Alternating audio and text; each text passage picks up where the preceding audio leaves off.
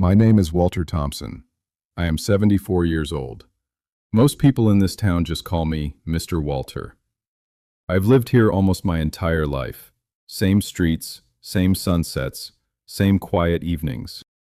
You're still here. Good. Most young people don't sit long enough to listen. They think advice is boring. They think old people just complain. But I'm not complaining. I'm confessing. There's a difference. When I was your age, I avoided old men like me.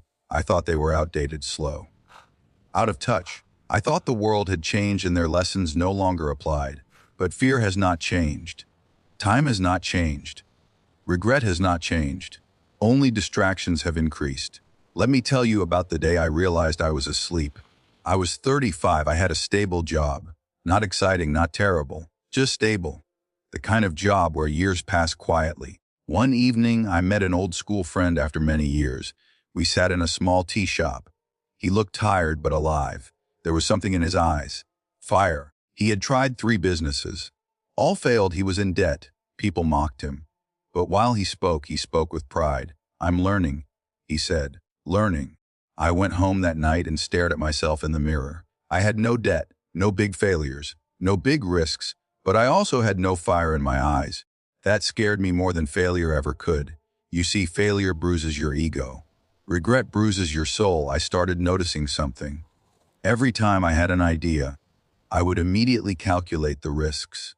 Every time I felt inspired, I would quickly think of reasons it wouldn't work.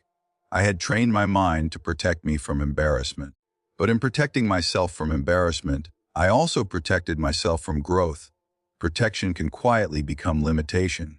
There's a moment in every man's life when he hears a small voice inside. It says, "You're meant for more." That voice used to visit me often when I was young, but I ignored it so many times that it slowly became quieter. Voices inside you are like muscles. Use them and they grow stronger. Ignore them and they weaken. You ask me what waking up means. Waking up means listening to that voice again, not the loud voice of society, not the voice of fear, not the voice of comparison. Your own voice, the one that whispers when you're alone. I remember one winter morning. Dark, my alarm rang at 5 a.m. I had decided the night before that I would wake early and start learning a new skill, something I had been postponing for years. The alarm rang. My room was warm. My body was comfortable. My mind started negotiating. Sleep another hour. You worked hard yesterday. You can start tomorrow. That negotiation is the battlefield of life. Most people lose that battle daily, not because they are weak, but because they underestimate small decisions. I turned off the alarm and slept. That might sound like nothing, just one morning. But life is built from mornings like that. Years later, I realized something painful. Success is not one big decision. It is thousands of small decisions where you choose discipline over comfort. Comfort feels good now. Discipline feels good later. I always chose now. And no kept stealing my later. There was another moment that still stays with me. I once had the chance to speak in front of a group, just a small local event. They needed someone to share ideas. I was nervous. Public speaking terrified me, but deep inside I wanted to try. The organizer called me twice to confirm. Each time I said, "Let me think." What I was really thinking was, what if I forget my words? What if I look foolish? On the day of the event, I didn't go. I made an excuse. Later, I heard that another young man spoke instead. That single speech opened doors for him. New connections, new confidence, new opportunities. And I learned a brutal lesson. Opportunities don't disappear. They go to someone else. Read that again in your mind. They go to someone else. While you hesitate, someone else acts. While you overthink, someone else moves. While you doubt yourself, someone else believes just enough to try. You don't need extreme confidence to win in life. You need slightly more courage than the person next to you. That's it. I used to believe successful people were fearless. That's a lie. I met many of them later in life. They feel fear deeply. The difference is simple. They move anyway. Movement creates momentum. Staying still creates doubt. Have you noticed something? The more you delay something, the bigger it feels in your mind. A small task becomes a mountain. A simple conversation becomes terrifying. Delay feeds fear. Action starves it. If I could go back to my younger self, I wouldn't give him money. I wouldn't give him connections. I would give him urgency. I would grab his shoulders and say, "Stop thinking you have unlimited time." Because youth is deceptive. Your body feels strong, so you think life is long. But strength fades faster than you imagine. One day you wake up, and your knees hurt for no reason. One day you wake up, and your friends are discussing health instead of dreams. One day you wake up, and you realize more years are behind you than ahead of you. That realization hits like cold water. I don't tell you this to scare you. I tell you this so you don't waste what I wasted. You think you need motivation. No, you need responsibility. Responsibility for your own potential. Nobody is coming to rescue you from average. Nobody is coming to beg you to be great. Nobody cares about your excuses as much as you do. That may sound harsh, but it is freeing. When you understand that it is all on you, something changes. You stop waiting. You stop blaming. You stop hoping someone will push you. You push yourself. And pushing yourself is uncomfortable. Growth always is. There were times in my life when I felt sudden bursts of motivation. I would make big plans, buy notebooks, write goals, watch inspiring speeches. For 3 days, I felt unstoppable. On the 4th day, I returned to old habits. Why? Because motivation is a spark. Discipline is the engine. I had sparks. I never built the engine. So when the spark faded, darkness returned. Listen carefully now. If you wake up only when you feel inspired, you will sleep most of your life. Wake up when you don't feel like it. Work when you don't feel like it. Move when you don't feel like it. Feelings change. Commitment must not. There's something else I learned very late. Comparison is a thief.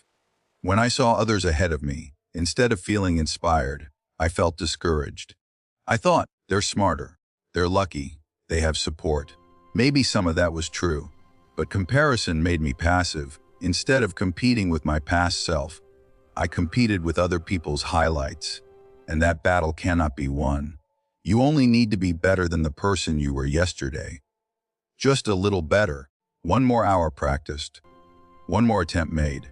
That is waking up, not dramatic, not loud, not glamorous, quiet consistency. The world celebrates loud success, but success is built in silence. While others scroll, while others complain. I used to complain a lot about the economy, about my boss, about my background, about lack of resources.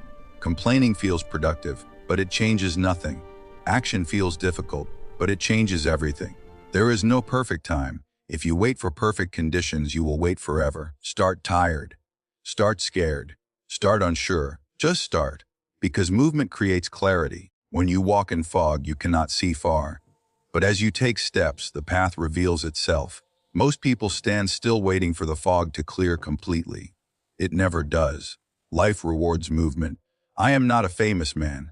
I did not build an empire. I lived an ordinary life, and there is nothing wrong with ordinary.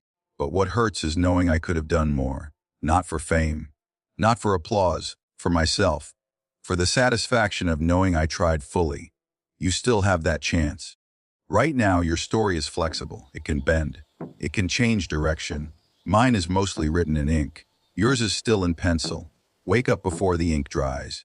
And remember this, the pain of discipline is temporary. The pain of regret lasts a lifetime. If you choose comfort today, you borrow discomfort from tomorrow. If you choose effort today, you invest in freedom tomorrow. So when you leave this bench and walk back into your life, don't just feel inspired. Decide. Decide that you will not be like the version of me who waited.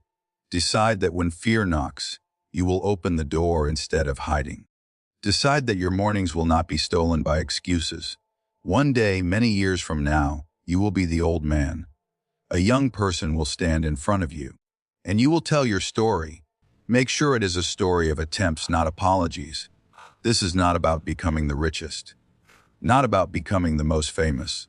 It is about becoming fully awake, because a man who is awake can lose and still feel alive. But a man who sleeps through his potential loses even when he looks safe. So I ask you, not as a preacher, not as a hero, but as a man who learned late, how many more alarms will you ignore? Wake up. Good, you're still listening. That already tells me something about you. Most people love short motivation, quick quotes, 30-second fire. But real change is slow. It requires sitting with uncomfortable truths. It requires hearing things that shake you a little. Let me tell you about the scariest day of my life. It wasn't the day I lost money. It wasn't the day I failed. It wasn't even the day I lost someone I loved. It was the day I realized I had become predictable. I woke up, went to work, came home, watched something, slept day after day, nothing terrible, nothing great, just repetition. At first, routine feels safe. It gives structure. It feels responsible.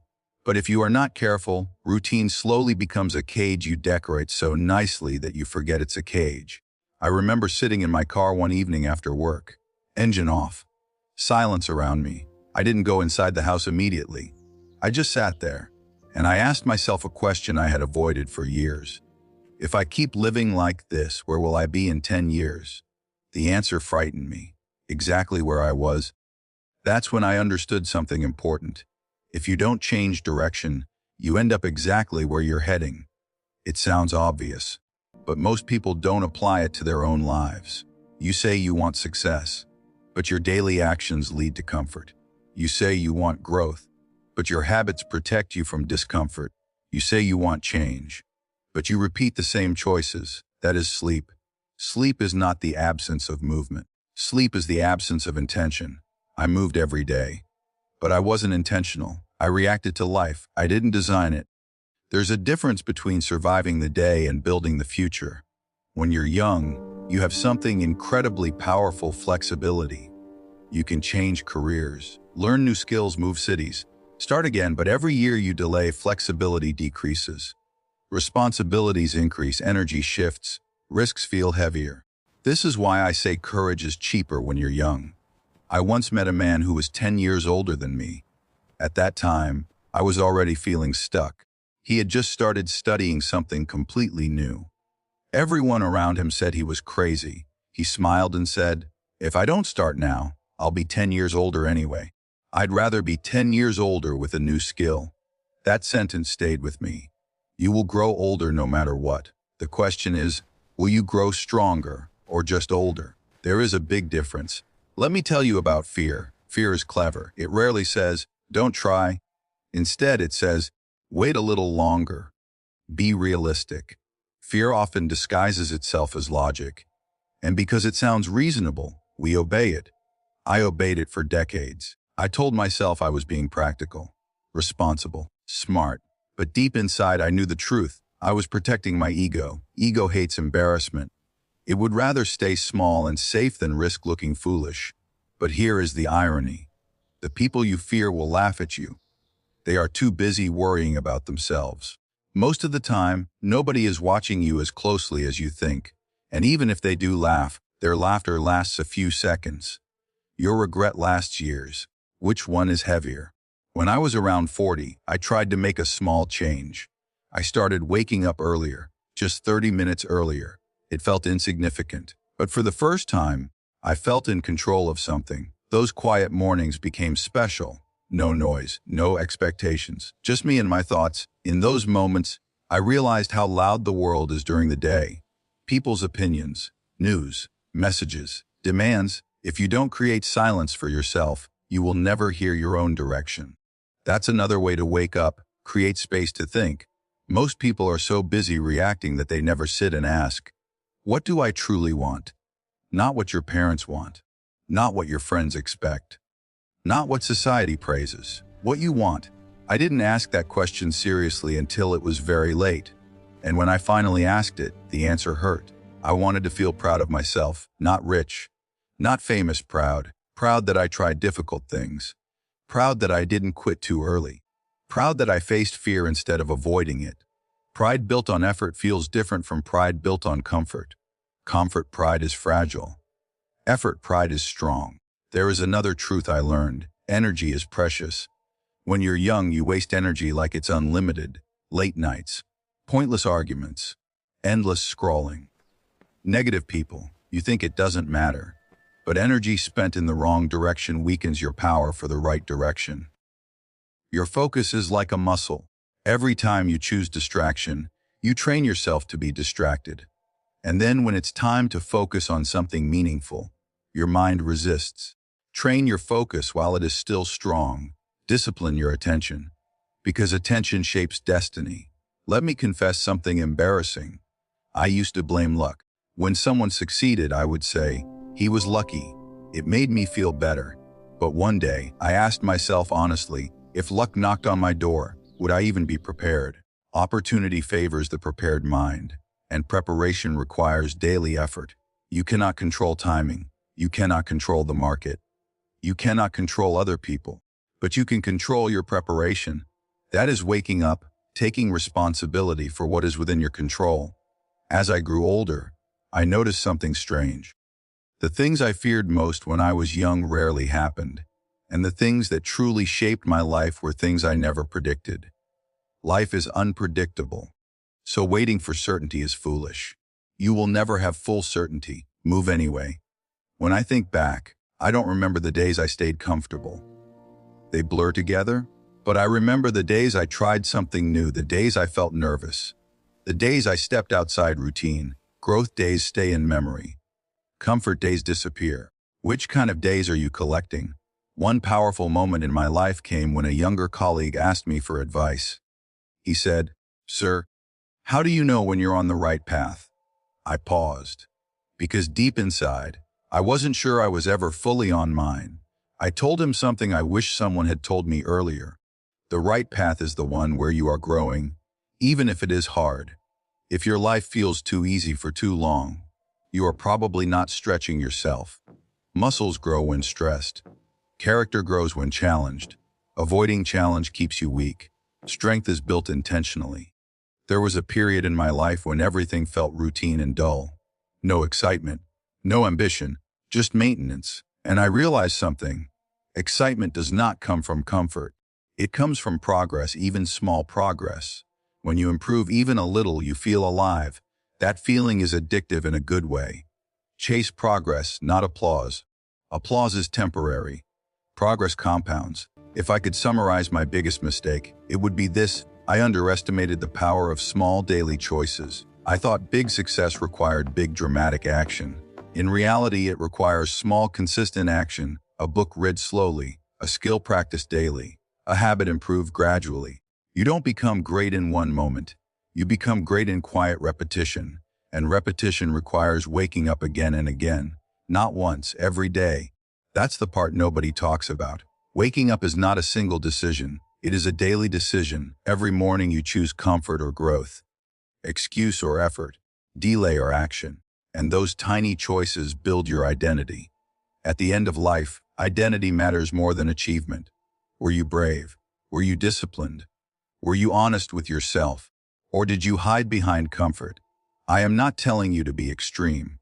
I am not telling you to destroy your peace. I am telling you to respect your potential. Potential ignored turns into frustration. Potential used turns into fulfillment. You are not tired because life is hard. Often, you are tired because you are resisting the life you know you should build. Resistance drains energy. Commitment creates energy. The day I truly started changing, even in small ways, I felt a strange lightness. Problems didn't disappear. But I felt stronger because I was no longer running from myself. That is the worst prison, running from your own potential. You cannot escape it. It waits in silence, and it grows louder with age. So I say again, not dramatically, not angrily, but sincerely, wake up, not just from sleep. Wake up from autopilot. Wake up from comparison. Wake up from endless preparation. Wake up from fear disguised as logic. You do not need to be extraordinary today. You just need to be intentional today, and then repeat it tomorrow, one day, years from now. When you sit in silence and review your life, you will not count the number of comfortable days. You will remember the days you were brave. Make sure there are many of them. Now tell me, when your next alarm rings, who will win? The voice of comfort, or the voice that says, get up, build? Try move. Your future is quietly watching your present choices. Wake up before it's too late. Tell me to continue, and we move deeper.